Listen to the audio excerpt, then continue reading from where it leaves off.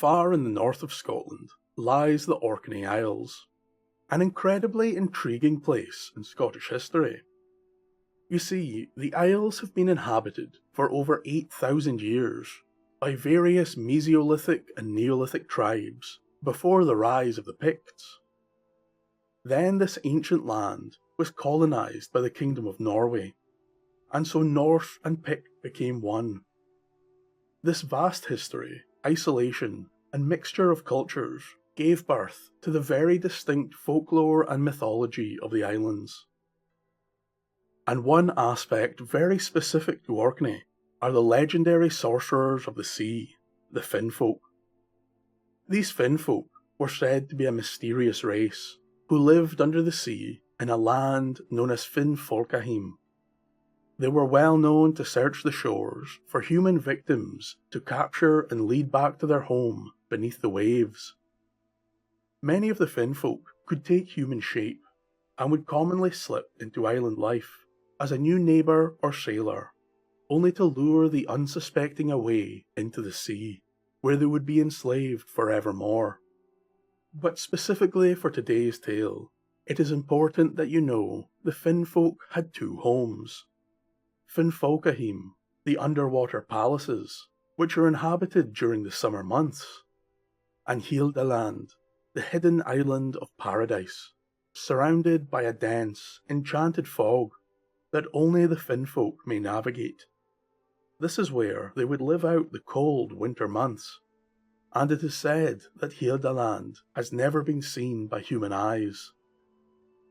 This leads us to today's tale, The Blinding of Tam Scott.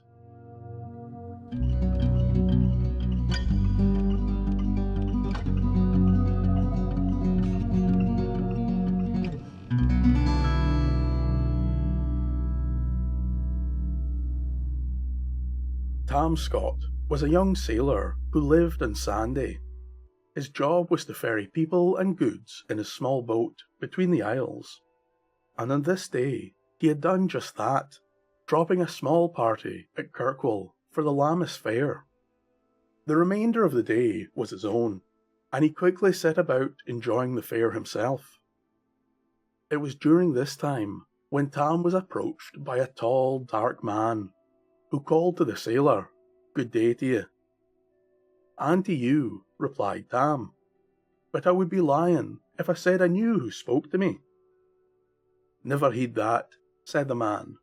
"Will you take a cow of mine to one of the North Isles? I'll pay double freight for taking you away from the fair." "That I will," said Tam, more than happy to take the deal. "If you bring your animal to the shore, I will meet you there presently." Now Tam did not work the boat alone. He had a friend by the name of Willie O'Gorn, who would help him pull the oars. So not wanting to miss out on the offer, Tam hurriedly searched the fair for his sidekick, only to find the man dead drunk, lying at the head of Anchor Close. Now, not wishing to waste any time, Tam gave Willie a sharp kick to rouse him from his drunken stupor, but it was all to no avail. The drunken Orcadian was in no fit state to sail, let alone pull an oar. Calling Willie all the black names under the sun, Tam rushed off to prepare the boat himself. As the boat was readied, Tam caught sight of the dark stranger heading his way with a fine beast of a cow. Once they neared the boat, the dark man lifted the cow up in his arms, as if it had only been a sheep, and set it aboard the boat. Tam stood in awe of this great feat, and called out, "By my soul, you are not late when the strength was handed out." The stranger merely nodded, as he also climbed aboard the boat. With that, Tam pushed off, and they were on their way. "Where are we headed for?" called the sailor. "East of Shappensea," said the man. And so on they went, but as they reached Shappensea, Tam asked where next. "East of Stronsay," was the man's answer. And soon the boat lay just off Mill Bay in Stronsay, where Tam asked the gentleman where he wanted to land.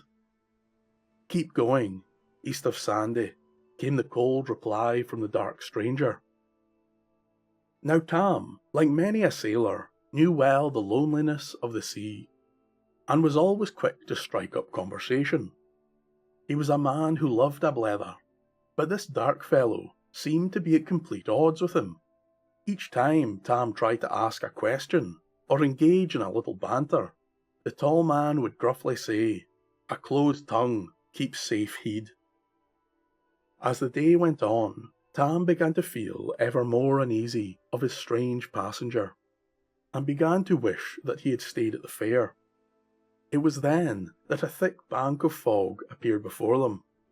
"I'm afraid that the fog is coming this way," called Tam, only to once more meet the conversational wall of "a close tongue keeps safe heed." The pair continued into the mist, following the stranger's course, and soon they were entirely encapsulated in the thick fog.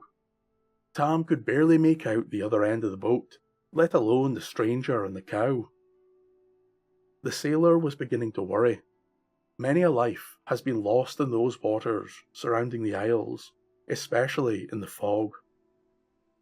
But it was just in that second the fog disappeared entirely, as if a curtain or veil had been lifted. Tam now saw a small island, unknown to him in the distance. He could see men and women walking around near the shore, cattle grazing on the hills, and great swaths of barley swaying in the warm breeze. As Tam looked upon the mysterious island in wonder, the stranger leapt towards him, grabbing the man by the shoulders, and called, "I must blindfold you for some time. Do what you are told, and no ill shall befall you."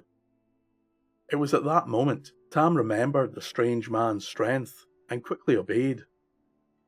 Some minutes later, the blindfolded sailor felt the keel of the boat grind against the sandy shore. There he could hear many strange voices as the mysterious islanders greeted his dark passenger. While listening, Tam was suddenly overcome by the most wonderful and beautiful music the man had ever heard. So enthralling was the sound that Tam dared a peep from the corner of his right eye, which was not quite covered by the blindfold. There he saw the gathered Finwives resting on the rocks, all in the form of magnificent mermaids. As their tails softly treaded the water, the Finwives sang their enchanting song, which has been known to bring ruin to many an Orcadian sailor. Tam was filled with an incredible joy. Forgetting the life he left behind, the young man was fully intent on removing the blindfold and dashing headlong towards the siren's call. At least, that was until he heard the voice of his strange passenger. "You idle limmers! You need not think to have this man with your song. He has a home to return to." With that, the music suddenly changed to an eerie lament, which brought poor Tam to tears. The sorrow and longing in the music breaking the young man's heart. Tam felt movement below his feet as the cow was lifted from the boat and replaced with a bag of money, before the boat itself was pushed off from the shore. The dark stranger, who Tam now knew full well to be one of the Finfolk, called after the man, "Remove the blindfold, keep the starboard side bearing on the brae of Warsitter, and you will soon make land." With that, Tam tore off the blindfold, hoping to once more catch a glimpse of the beautiful mermaids. But alas, he was surrounded by dense fog. The man sailed on, and soon found himself exiting the mist, and appearing in the evening sun once more. But this time he beheld a much more reassuring sight, the brae of Warsitter, lying just where the Finman had said. Tam would turn the boat in the direction of home, and set off, glad to be back in familiar waters. On his way, he would open the bag of money, and found that he had been paid well, even more than the double fare he was promised. The fee was in all old copper coins, which seemed to cement his belief that the Finfolk did not like to part with any silver. Somewhat reeling from the day's events, but glad of the money, Tam found his way back home to the Isle of Sandy. 1 entire year later, after Tam's odd trip with the Finman, The young sailor would return to Kirkwall for the Lammas fair. There he gladly partook in the festivities, talking with friends and sampling some of the island's fine whisky.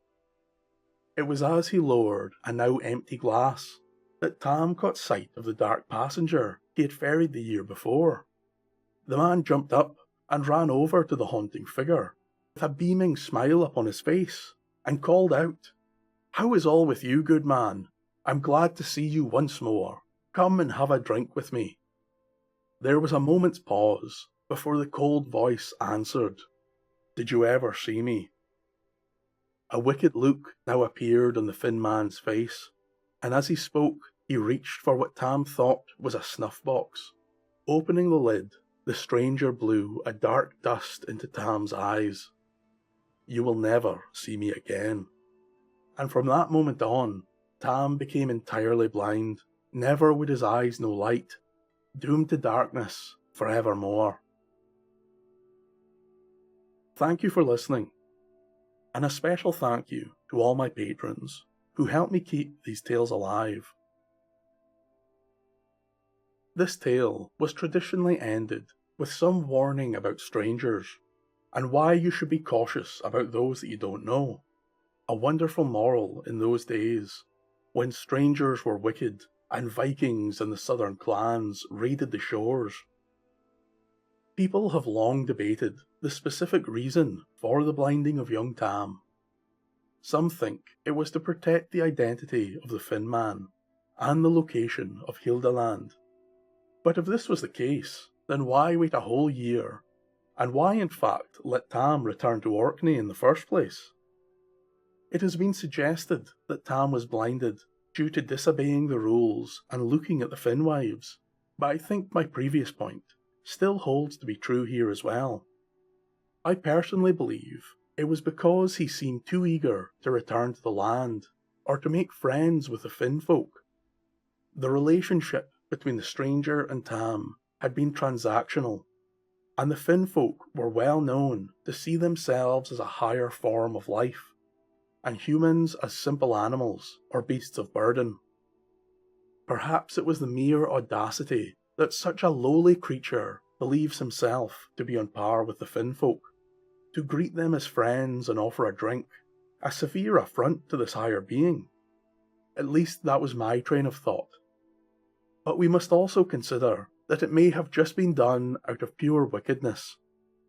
The Finfolk have always been cruel, and hundreds of stories and tales, they are the enemies of the islanders. One specific question that I would like the answer to is why is there no mention of Tam returning to pick up his business partner, Willie O'Gorm, the drunk man? So it seemed to me that Willie was left drunk at the fair with no way to get off the island. Anyway, let me know if you would like to hear more about the Finfolk in Orkney. Perhaps they deserve a video of their own. And until next time, don't be giving strangers a lift in your boat, as you may never see home again. Sanjva.